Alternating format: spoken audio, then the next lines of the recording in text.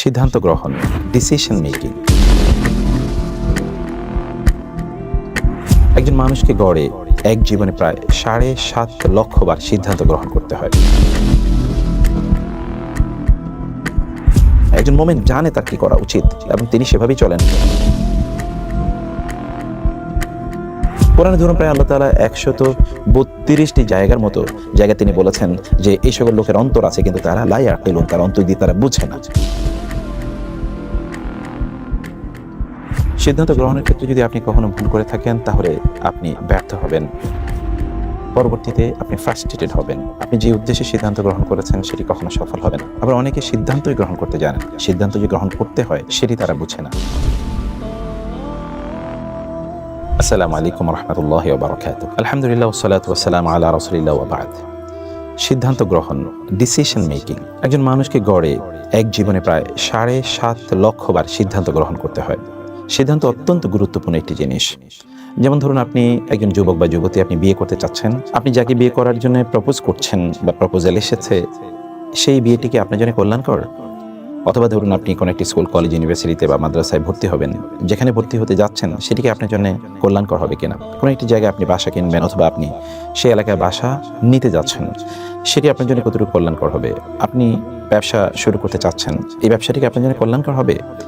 আবার আপনি কোনো একটি জবে যেতে চাচ্ছেন, সেই জবটি আপনার জন্য কল্যাণকর হবে কিনা? অথবা দুটো জবের অফার এসেছে, আপনি কোনটি গ্রহণ করবেন? এটি আপনার জন্য কল্যাণকর নাকি ওটি আপনার জন্য কল্যাণকর?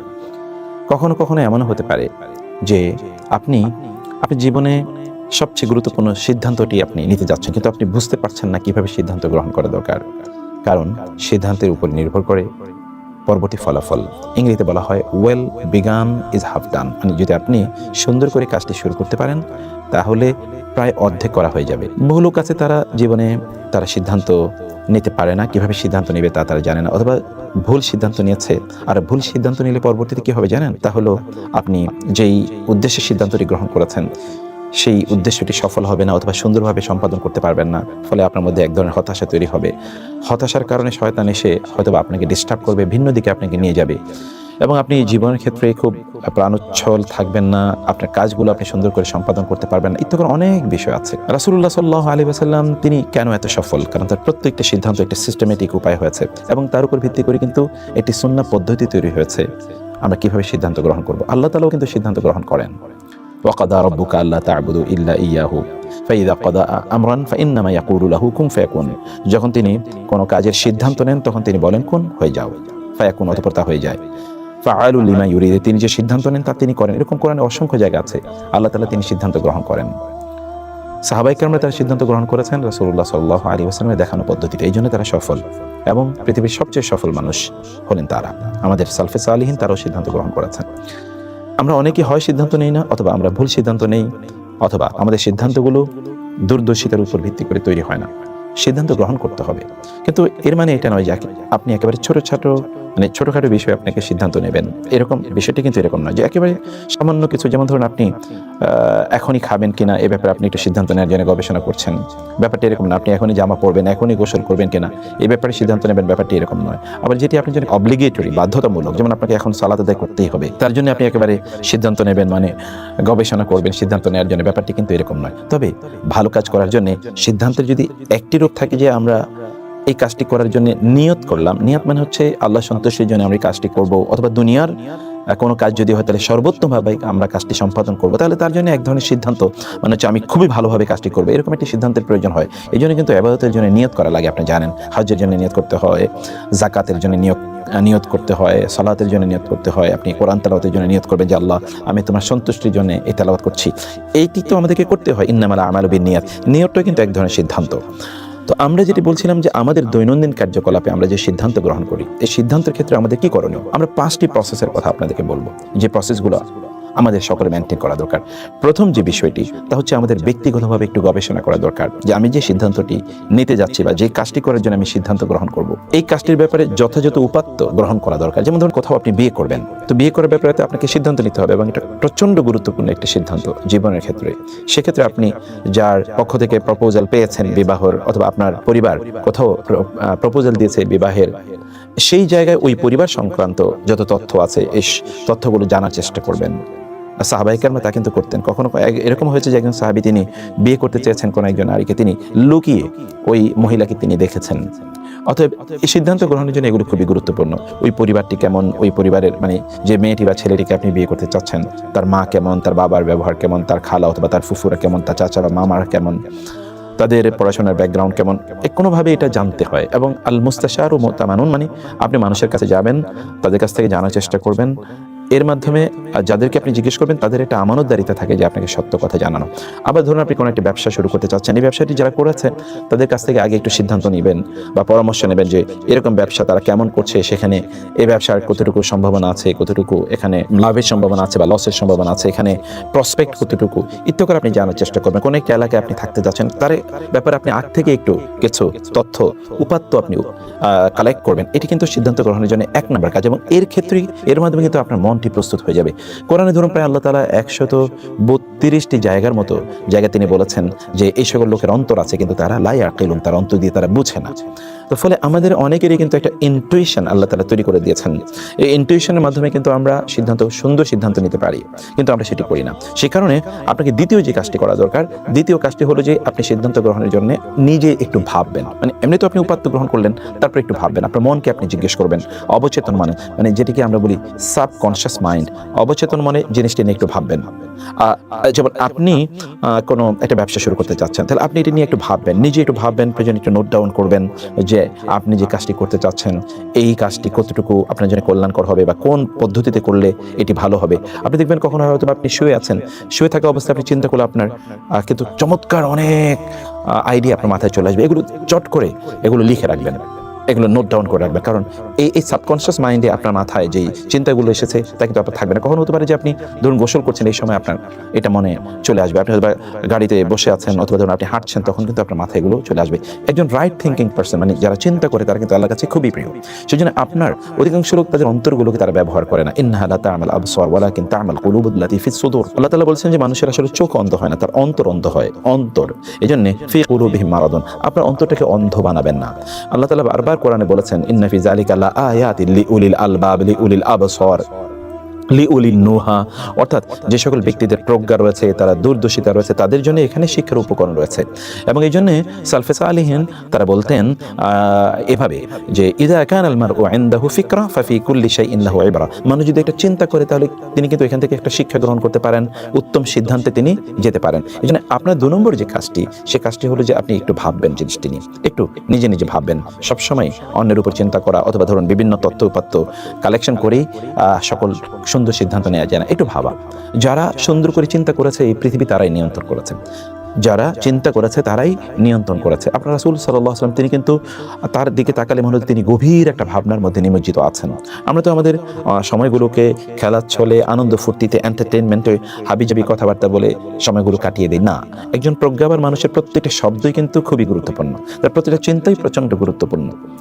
এই জন্যে একটু সাবকনশিয়াস মাইন্ড, মানে একটু আড়াল হয়ে আবডাল হয়ে, প্রয়োজনে আপনার ঘরের দরজাটা বন্ধ করে দিন, মানে আপনার রুমের দরজাটা বন্ধ করে দিয়ে 10 মিনিট আপনি চিন্তা করতে থাকুন, একেবারে চোখটি বন্ধ করে আপনি চিন্তা করুন।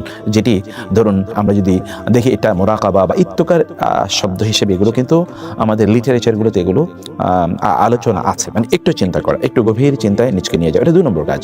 3 নম্বর যে কাজটি তা হলো আমাদেরকে মানুষের সাথে একটু পরামর্শ নেওয়া দরকার, যেটা শুরা মানে পরামর্শের কথা বলছি।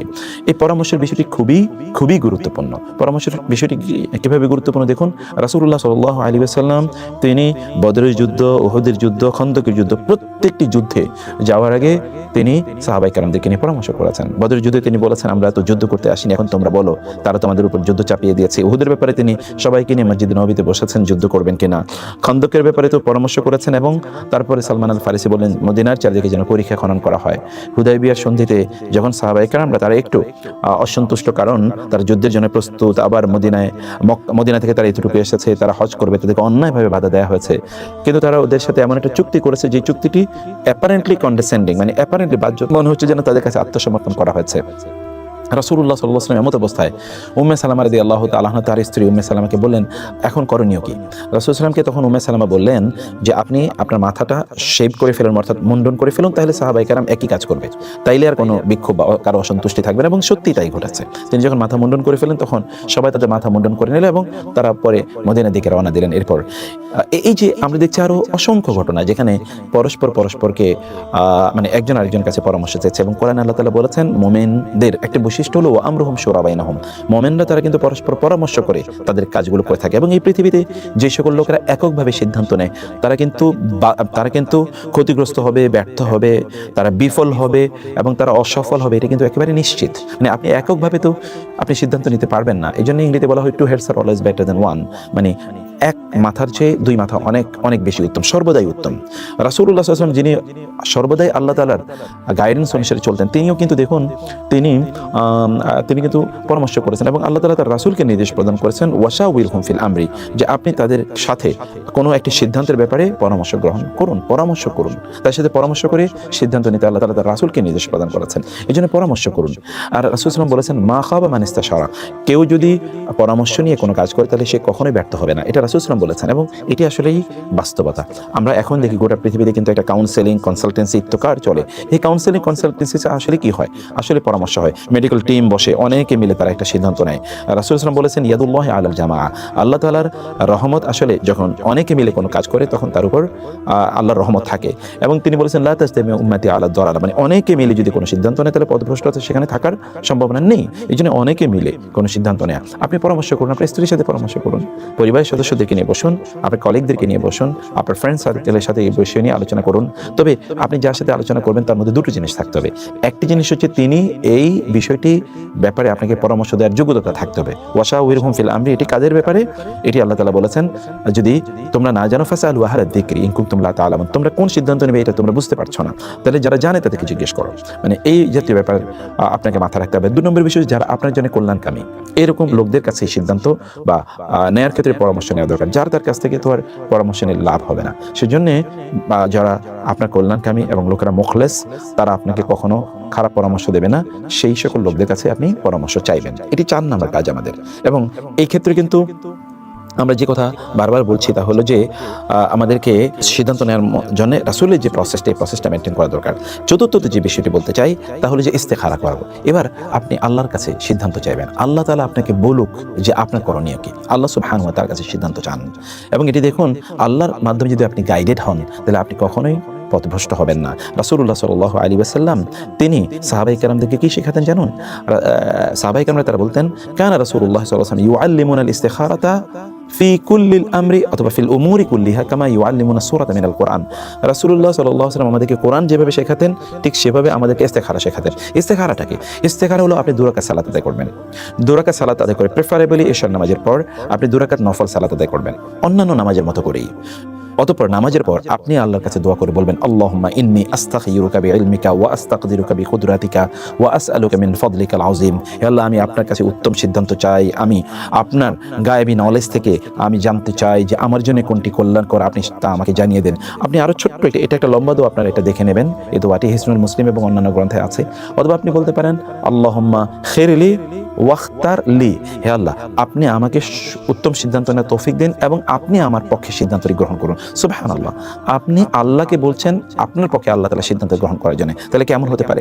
যেমনিভাবে আল্লাহ সুবহানাহু ওয়া তাআলা সিদ্ধান্ত গ্রহণ করেছেন কার ব্যাপারে? মুসা আলাইহিস সালামের ব্যাপারে। তিনি কিন্তু সমুদ্র পার হবেন, তিনি বলেছেন আল্লাহ কি করব? আল্লাহ তাআলা বলেছেন ঠিক আছে তোমার লাঠি দিয়ে আঘাত করো। সমুদ্র কিন্তু সেখানে 12টি রাস্তা তৈরি হয়ে যায়, অথবা সেখানে রাস্তা তৈরি হয়ে যায়। আবার ইব্রাহিম আলাইহিস সালামকে নিক্ষেপ করা হলো অগ্নিকুণ্ডে, তিনি আল্লাহ তাআলা তাকে বাঁচালেন। ইউসুফ আলাইহিস সালামকে কূপে নিক্ষেপ করা হলো হত্যা করার জন্য, আল্লাহ তাআলা তাকে বাঁচালেন। এই সকল ক্ষেত্রে আমরা সব জায়গায় দেখতে পাই যে সকল জায়গায় ব্যক্তিরা আসলে কি করেছেন, তারা সিদ্ধান্ত চেয়েছেন আল্লাহ তাআলার কাছে। রাসূলুল্লাহ সাল্লাল্লাহু আলাইহি ওয়াসাল্লাম যখন মক্কা থেকে মদিনায় চলে যান তখন তিনি কিন্তু আল্লাহর সিদ্ধান্তে গিয়েছেন, অন্যথায় তিনি শিরক করতেন না। আল্লাহ সুবহানাহু ওয়া তাআলা তাকে অনুমতি দিয়েছেন তিনি যাওয়ার জন্য। সেজন্য চতুর্থ যে কাজটি তা হলো সালাতুল ইস্তিখারা করা। এবং সালাতুল ইস্তিখারা কিন্তু 2 রাকাত নামাজ পড়ে আপনি আল্লাহর কাছে দোয়া করবেন।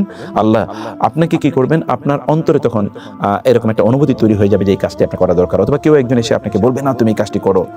অথবা ধরুন আপনি হয়তোবা আপনার স্বপ্নেই দেখতে পাবেন যে কেউ আপনাকে নির্দেশ প্রদান করছে কাজটি করার জন্য, বা আপনি নিজে কাজটি করছেন এটি আপনি স্বপ্নে দেখতে পাবেন। ইত্যাদি বিভিন্ন সিমটমে আপনি বুঝতে পারবেন যে কাজটি আপনার জন্য কল্যাণকর।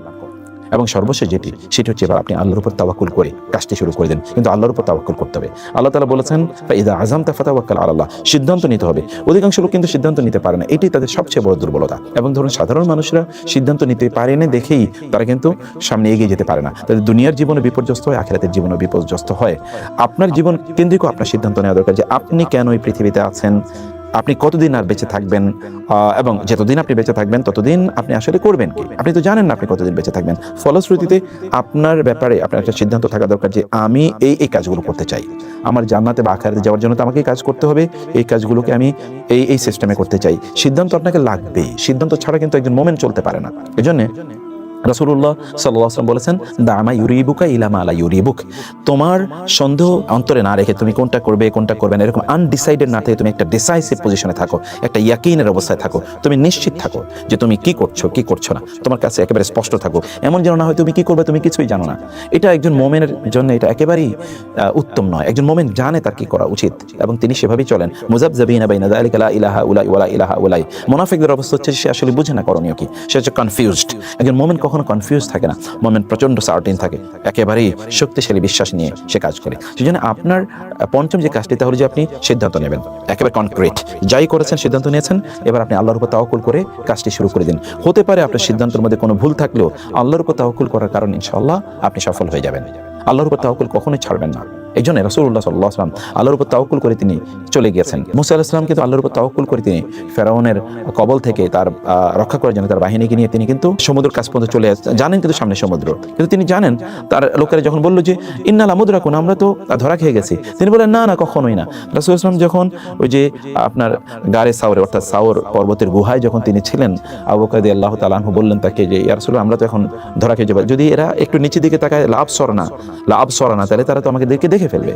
রাসূল সাল্লাল্লাহু বললেন না না, তোমার কি মনে হয় আমরা তো দুইজন নাই, বরং আল্লাহ আমাদের সাথে আছেন। মানে এই যে আল্লাহর উপর তাওয়াক্কুলের যে লেভেলটি, এই লেভেলটি যদি আপনি তৈরি করতে পারেন তাহলে আপনি কখনোই ব্যর্থ হবেন না ইনশাআল্লাহ। তাহলে আমরা যে পাঁচটি জিনিস বললাম সিদ্ধান্ত গ্রহণের ক্ষেত্রে, আপনি এই পাঁচটি জিনিস অবশ্যই আপনার মেনটেন করার চেষ্টা করবেন, এটাই সুন্নাহ পদ্ধতি। তাইলে আপনার সিদ্ধান্তটিও কিন্তু আপনার জন্য ইবাদত হয়ে যাবে ইনশাআল্লাহ। এক নম্বর কি, এক নম্বর হচ্ছে যে ব্যাপারে আপনি কাজ করতে চান এই ব্যাপারে আপনি অ্যানালাইসিস করুন, মানুষের কাছে একটু জিজ্ঞেস করুন এই কাজটি কেমন, কতটুকু এখানে কল্যাণ আছে অকল্যাণ আছে। দুই নম্বর হচ্ছে আপনার সাবকনশিয়াস মাইন্ডকে নিজকে জিজ্ঞেস করুন, আগে নিজে এটা নিয়ে ভাবুন, একটু চিন্তা করুন, নোট ডাউন করুন আপনি কি চিন্তা করেছেন। তিন নম্বর হচ্ছে আপনি মানুষের কাছে পরামর্শ করুন। চার নম্বর হচ্ছে আল্লাহর সাথে পরামর্শ করুন, আল্লাহর সাথে পরামর্শ করুন, আল্লাহর সিদ্ধান্ত অনুসারে আপনি চলুন। এবং পঞ্চম হচ্ছে সিদ্ধান্ত একেবারে কনক্রিট সিদ্ধান্ত নেবেন, কোনো দোদুল্যমান না, একই সাথে অনেকগুলো না, একটা দুটো সিদ্ধান্ত যেটি নেওয়া দরকার এটি আপনি করবেন। এটিকে নিয়ে এবার আপনি আল্লাহর উপর তাওয়াক্কুল করে সামনে এগিয়ে যান, সফলতা আপনার জন্য আসবে ইনশাআল্লাহ। আল্লাহ তাআলা আমাদেরকে বোঝার তৌফিক দান করুন। আসসালামু আলাইকুম ওয়া রাহমাতুল্লাহি ওয়া বারাকাতুহু।